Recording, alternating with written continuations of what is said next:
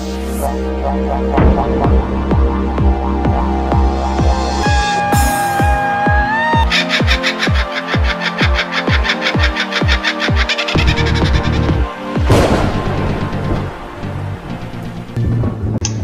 guys, and welcome to All Out War with Milo. Now, after hearing, seeing and just about watching everything and seeing the heartbreak of everyone else getting All Out War before my region, we finally got it. So we can only have the small scale assault here, which is AV8.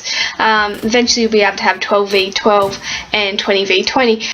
Which make things a lot interesting, so I know with 8v8 it was like hectic ads. Could you imagine adding another 4 players on that for 12v12 and then adding another 8 for 20v20? Like, that is going to be hectic, just explosions going everywhere and so fast. So to start off the war, someone hits the go war button, you get your plays, whether it's 8, 20, 12, get them plays and you hit the find opponent. And then hopefully it finds an opponent. Ours was taking forever at some points, up to 5 hours, so that's a bit of a bug we hope they sort out.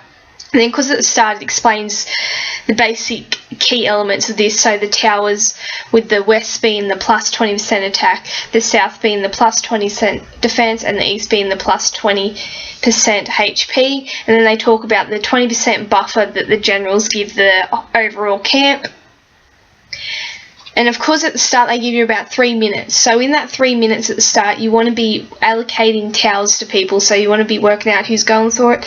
And before that you want to be clicked on, getting ready to click, because that is the dogfight of the start, is who's getting what tower. So I went the east here and my other teammates went the west and the south to win them towers, to get them buffers, which are crucial when you're versing teams that are at a similar level to you. You want them buffers to help you win. Now, of course, it's important to mention that the level of your town hall actually equates to how much health you have in this. So mine is, I think, level 18 at the moment, and I have 960 health. So people with higher levels have more health. People with lower level town halls have less health. Now, this is just me attacking the general. Now, basically, our strategic moves to start with was to get the towers, and then we've put a few people in each tower. As you can see, the attack one, which is our primary tower that we go for all the time, we have 3 in, and that's the one we protect the most, which of course the attack bonus is like one of the most crucial elements of this game and of the wars, and that's why we attack that tower so much. And the east, throughout, I usually go the attack tower, and so we don't need as many people, just because my team is usually strong enough. Like, I have a fairly strong second team and a lot of other people don't.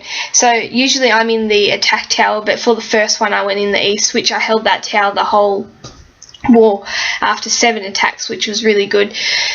So me being the general and one of the stronger player in my teams, I also attack their generals, which are the strongest players in their team. So that's only natural that your strongest players attack their strongest players, and we do that primarily because we want to get rid of them as quick as possible, so that our weaker players and those players packed into the towers, because that's what our weaker players start off doing. They get packed into the towers. The more team you have in, the more you hinder them and you slow them down.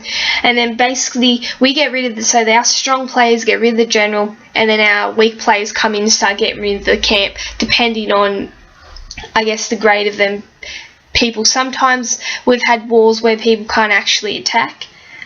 They just get smashed, so we just tell them to occupy the towers and let the stronger players do the work, which is what we do.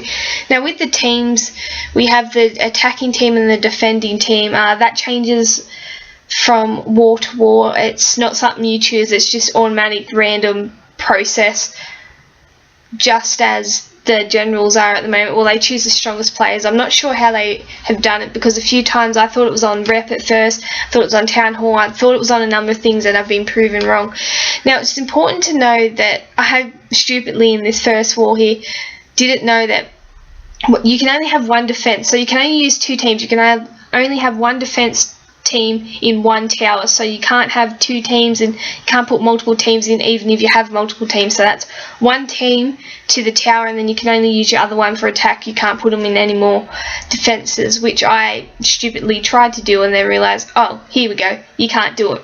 So I didn't. If you do it, you abandon your stronghold, which puts it in a off peak. You can't attack, and then they're free to take it. it's up for grabs, no one's occupying it. Now basically all I'm doing here is just going to keep attacking the generals. Occasionally I attack the camp, but most of the time I'm the one attacking the general, which is pretty much what I do for every war, is I just go for the generals.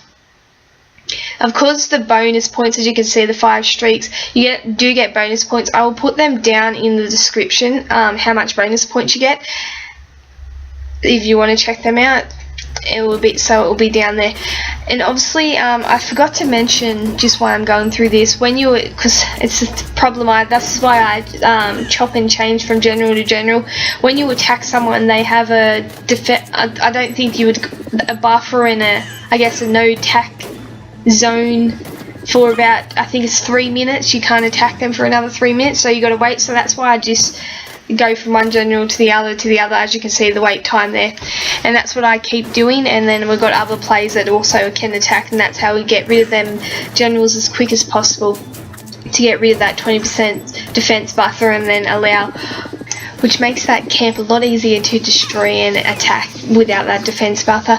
Now it is important to notice that you can actually heal or mend or repair yourself instantly for coins, which a lot of generals actually do. I don't tend to do it unless I don't really do it that much. I just generally let it build up and then attack again, because you've got that wait time between when you can attack, when you run out of war cans. So I think it's 10 minutes for it to build up again, so I just generally let my camp repair and then start hitting them again when my stuff is built up in the meanwhile. As you can see, I'm just chopping and changing from general to general.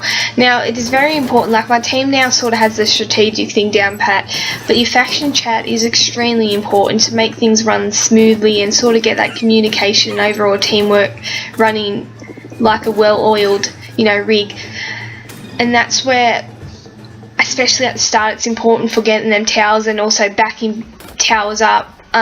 Also reclaiming towers, it's also important, so you're not having heaps of people go for the one and destroying. Like sometimes we focus on the one camp first, get rid of that general, and then get rid of the players. Then other times we've got 2 or 3 people focused on the one general and then the rest focused on the camp. So that's why faction chat is extremely important. Now I told you what our strategy is with the towers and then the generals and attack, and that will be pretty much everyone's strategy. So that's where the chat comes into place, just to mend those little fragments that happen when other players are doing the same thing, and when things go wrong, it's able to allow you to recorrect it in war and things like that, and reevaluate your strategy if it goes wrong at some point. So that's why the chat is extremely important, and it's a very valuable tool, that chat. So everyone has to take advantage of that.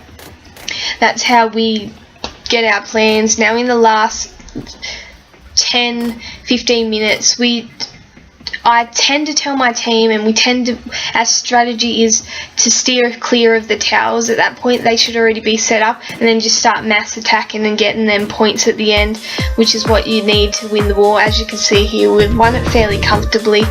We had a good attack at the end, everyone got in on that, which was really awesome. But I hope you enjoyed this video. If you have any questions, ask. Bye.